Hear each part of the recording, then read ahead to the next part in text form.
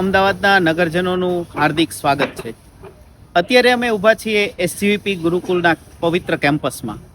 આવતી 27થી 31 ડિસેમ્બર આ કેમ્પસમાં ભવ્ય દિવ્ય ઉત્સવ ઉજવા જઈ રહ્યો છે. પવિત્ર સંત પૂજ્ય પુરાણી સ્વામી, જેને ભગવાનનો સાક્ષાત્કાર હતો, એ સંતની સ્મૃતિમાં આ ઉત્સવ ઉજવાઈ રહ્યો છે. આ ઉત્સવમાં 108 કુંડી મહાવિષ્ણુ યાગ થશે.